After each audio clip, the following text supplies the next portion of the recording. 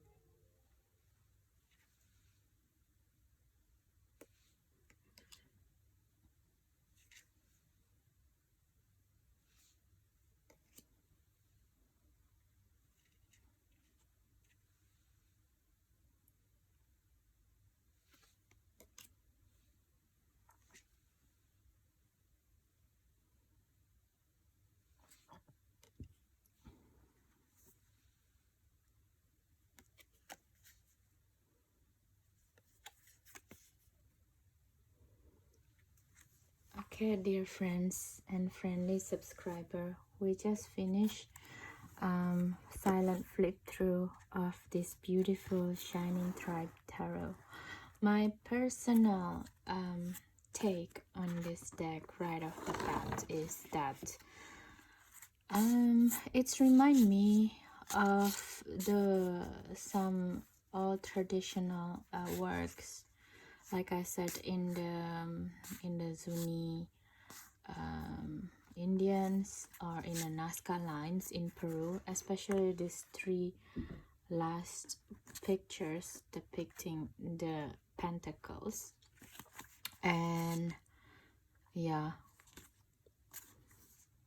they're feel the feeling that I get from these decks are from this deck, the images in this deck is very primal and rich of a lot of symbolism that is not based on high culture, or not high, but it's just not based on European culture, I guess. So in that sense, it feels like give you another sense, place and time, and another way of seeing the archetype. It feels very tribal and very primal, you know. And the reason I got this deck is because the death card in this deck, and it's, to me, it's depicting the map of how death works to me, you know. So when we die, is the emotion is transformed, the liquidity transformed back to the earth, and the heart has become the moth, you know, the heart space area, and we flew away, you know, all of the spirits, all the memories flew away to go into the new body, you know. We will be remembered. And to me, this death card is, yeah, it's quite incredible, and also explaining why a lot of death cards have moth in it, you know. The way she put it in the heart space, it's interesting because it's not a butterfly. I think this is a moth, because butterfly would have like a different kind of colorings on the wings, you know. So this is the reason I bought this deck, actually, the death card. So, and also the thing that I learned prior to make this video is also the way Rachel explained the court cards in this deck. So for example, in the old traditional Rider Waite Smith, the place would be page, right? Page of Wands. Nowhere would be Knights of Wands. Gift is the Queen, and speaker is the King. So in her book, this Shining Tribe Tarot in here, she's explaining that the pages is someone who just arrived to this element area, you know. She or he is, well, this looks like a two she's, or maybe a she-male. I don't know. This gender thing is really confusing to me right now, so I don't want to be in trouble for it. So anyway, these two figures has just arrived to this area, so they're the one who hasn't settled down yet. They are curious, you know. That's the energy of a page. That's the energy, it's an energy of a place, basically. So that's why she put it as a place. It's very interesting. And also the knower is the one who understood the element and know how to deal with it, you know, the knights. That's why I think, if I'm not wrong, she said that the knower is actually also saying about the elemental feeling of the archetype. So for example, in here is the wands, the trees. So it's the elemental energy of the trees, of the ones, you know, the elemental energy of fire, the knowledge. That's why she put it as a knower. And the gift is the gift is the queen. So she's the understanding, if I'm not wrong, I have to read again that book. The understanding of the element of queen is one who gives, and in this sense is like the queen of fire, the queen of fire, the queen of trees, the queen of wands, right? So she's giving us the knowledge and the understanding of this element of trees, how to grow trees, how to understand the passion inside of you, you know, how to cultivate the passion inside of you. She's the giver of that, the understanding on how to make your passion into reality. Basically, that's the energy of the gift of the trees. That's why the queen are the gifts. And last but not least is the speaker of trees, which is in traditional Rider-Waite-Smith tarot is the king of wands. And in the book, Rachel said that the element of king are the elements or the archetype energy of someone who understood this element quite deeply in their life. Therefore, they are the speaker. They are the one who impart the wisdom. I mean, that's the different. There's a difference between the gift and the speaker, right? The gift is just like giving you, okay, this is can be the idea. This is how can you make the idea into reality. But the speaker of trees in itself is the general idea on their own life experience with the elements, how this person can make with their hand and the feet from one tree into 4 trees and make it into bigger row. So you see, like this 2-person is like looking up to him and listen to him. What does this mean to have a growth, for example, how to build a growth? So this is the energy of the king of wands, which is in here said as the speaker of trees.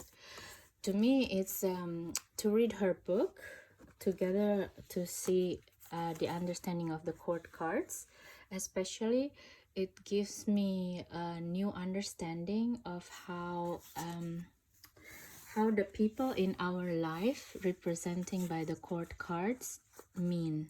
It's a new meaning as well for me. That, for example, the pages as a place. I never thought of that before, you know. So yeah, it's a very interesting deck, to say the least.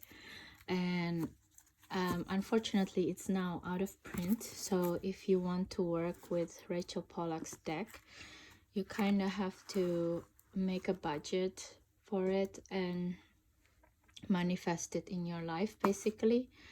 And yeah, really keen on looking at vintage tarot deck store or something like that. But in my opinion, whenever you want to buy an out of print deck, the first thing is really to have an ace of one mind about it, you know, have an ace of mind about it and set the budget. How much would you just pay for it? You see, like in here, the ace of one is really, this is the intention that you want to sprout as trees, right?